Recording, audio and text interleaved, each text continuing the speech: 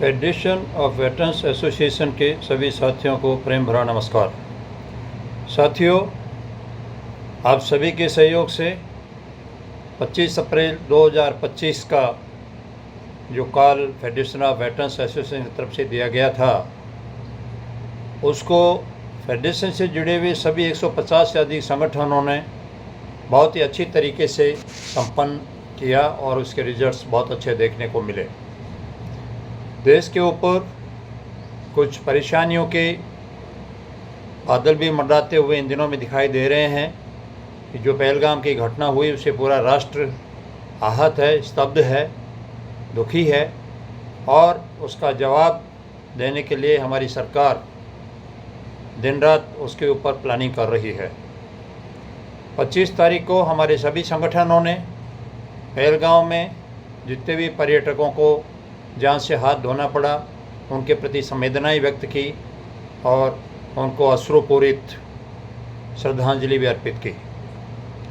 साथियों, पूर्व सैनिक हमेशा से ही राष्ट्र के प्रति समर्पित रहे हैं और रहेंगे।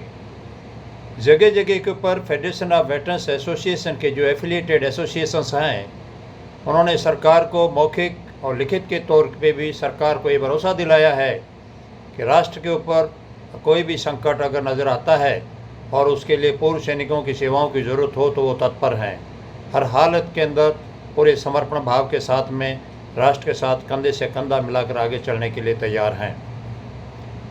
दोस्तों, मैं सभी संगठनों के पदाधिकारियों को और उनके सदस्यों को फेडरेशन ऑफ वेटरन्स एसोसिएशन की तरफ से 25 तारीख की रैली की सफलता के लिए धन्यवाद ज्ञापित करता हूं। मैं आभार व्यक्त करता हूं कि आप लोगों ने फेडरेशन के अंदर विश्वास व्यक्त किया और फेडरेशन की कॉल को सफल बनाया। निश्चय ही ये पूर्व सैनिकों की एकता की एक बहुत बड़ी मिसाल आप लोगों ने प्रदर्शित की है। आज 30 अप्रैल 2025 को रुड़की के अंदर हमसे जुड़े हुए एक संगठन ने अपना स्थापना दिवस मनाया है, जिसके अंदर हमारी काउंसिल के बहुत सारे साथियों ने हिस्सा लिया और उनका मनोबल बढ़ाया और उनका भी समारोह बहुत ही सराहनीय तौर के ऊपर संपन्न हुआ। दोस्तों, मैं आप लोगों को खुशी के साथ में ये बात और बताना चाहता हूँ कि आज ही 2 संगठन हमारे फेडरेशन के साथ में और जुड़े हैं, क्योंकि अब देश के सभी संगठनों को ये लग रहा है कि फेडरेशन ऑफ वेटरन्स एसोसिएशन एक ऐसा बड़ा मंच बन चुका है जो पूर्व सैनिकों की मांगों के समाधान के लिए काफ़ी कुछ कर सकता है और फेडरेशन में विश्वास दिनों दिन लोगों का बढ़ता जा रहा है। उसी का परिणाम है कि आज रुड़की के 2 और संगठनों ने फेडरेशन ऑफ वेटरन्स एसोसिएशन में अपना समर्थन व्यक्त करके और अपना सपोर्ट लेटर प्रस्तुत किया है। दोस्तों, आने वाले समय के लिए अभी अगला चरण हमारा क्या हो, इसके बारे में हमें थोड़ा समय लेना पड़ेगा।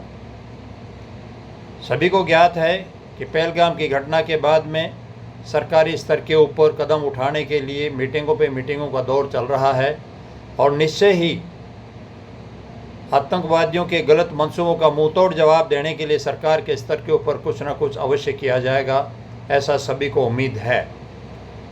और इस घड़ी के अंदर हम सरकार के साथ खड़े हुए हैं। इस वजह से फ़िलहाल हम चौथे चरण को कुछ समय के लिए स्थगित करते हैं। कल हमारा मैनेजमेंट काउंसिल का वर्चुअल मीटिंग आयोजित किया गया, जिसके अंदर सभी ने ये विचार व्यक्त किए कि इस वक्त सरकार के सामने जो एक बड़ा पहलू है पहलगाम की आतंकी घटनाओं का जवाब देने का, इसके लिए समय सरकार को चाहिए, समर्थन चाहिए, सहयोग चाहिए।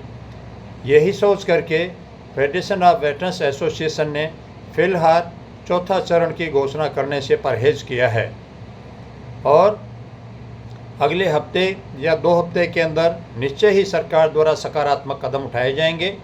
उसके बाद में फेडरेशन ऑफ वेटरन्स एसोसिएशन से जुड़े हुए सभी संगठनों की सहमति से विचार विमर्श करके और मेजॉरिटी के आधार पर जो भी निर्णय लिया जाएगा वो हमारा चौथा चरण होगा।